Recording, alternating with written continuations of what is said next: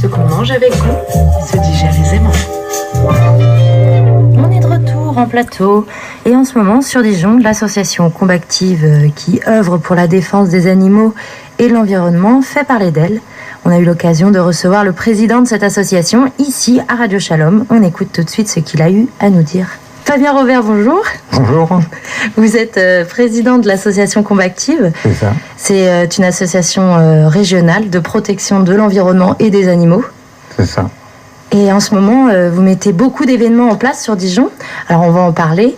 Mais avant, est-ce que vous pouvez nous parler de l'association, un peu pour nos auditeurs qui ne connaissent pas Combactive, si vous pouvez nous en dire quelques mots?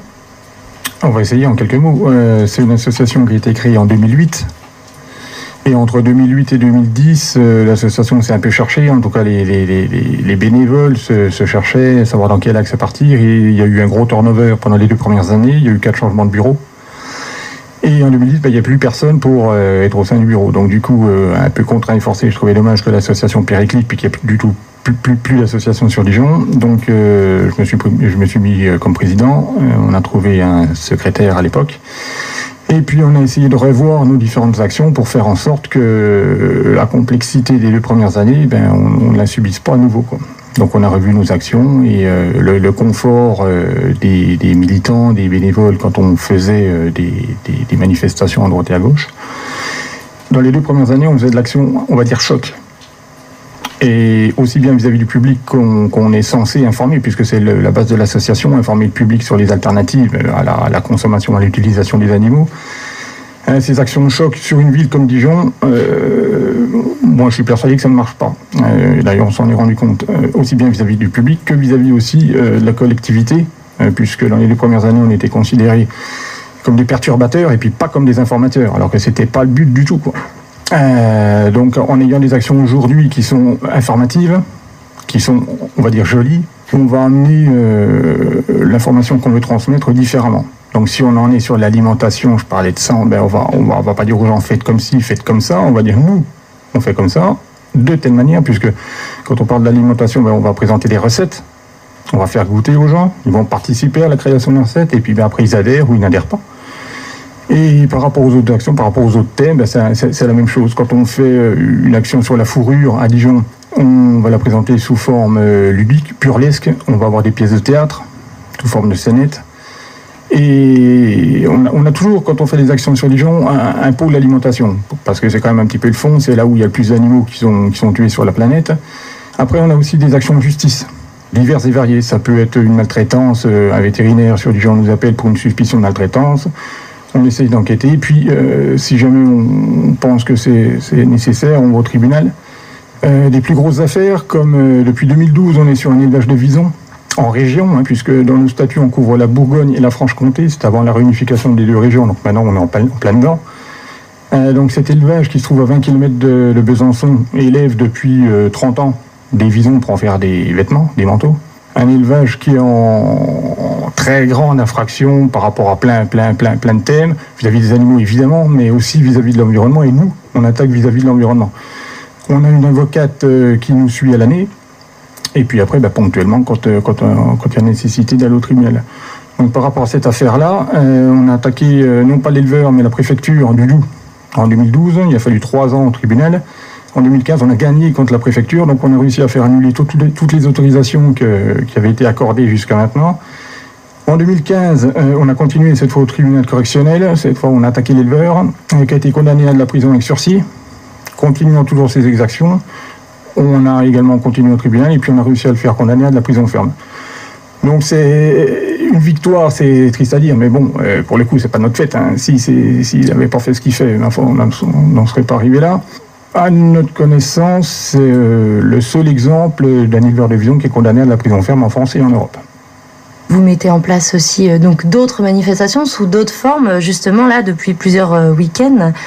L'association, en accord avec la ville de Dijon, c'est important de le rappeler, donc met en place des ateliers, des cantines, tout un événement pour promouvoir l'alimentation donc végane, mais aussi locale et biologique. Est-ce que j'ai compris ? C'est ça, parce qu'en fait, tout est lié.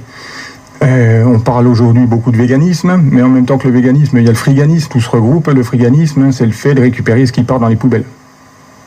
Que ce soit en alimentation, que ce soit en vêtements, que ce soit en meubles, que ce soit en tout. Il y a des choses phénoménales qui partent à la poubelle, mais encore une fois, tout est lié sur la planète, puisque le fait de consommer de la viande, surtout de la viande en outrance, de mauvaise qualité, bien que la viande de bonne qualité ne puisse pas vraiment exister, mais tout ça, c'est quelque chose qui altère considérablement la planète. C'est certainement ce qui pollue d'ailleurs le plus la planète, la fabrication de viande.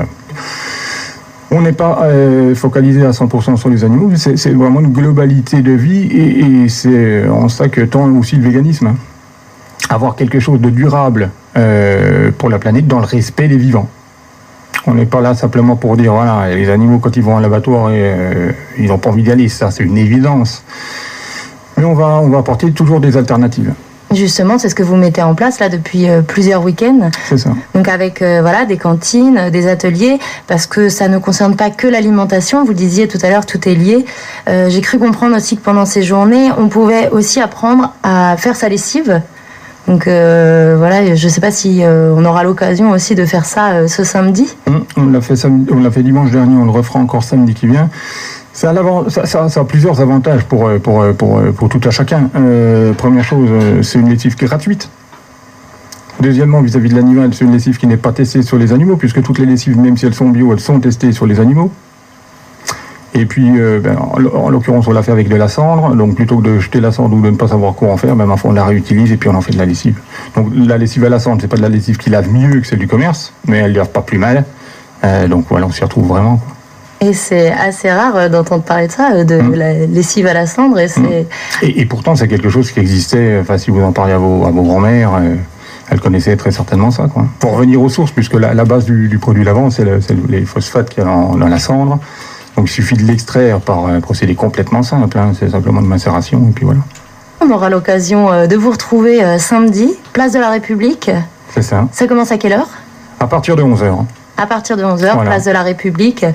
Et là, on aura l'occasion de participer à des ateliers, donc de découvrir comment on fait sa propre lessive à base de cendre, comme on le disait tout à l'heure, et aussi de découvrir des recettes véganes. C'est ça.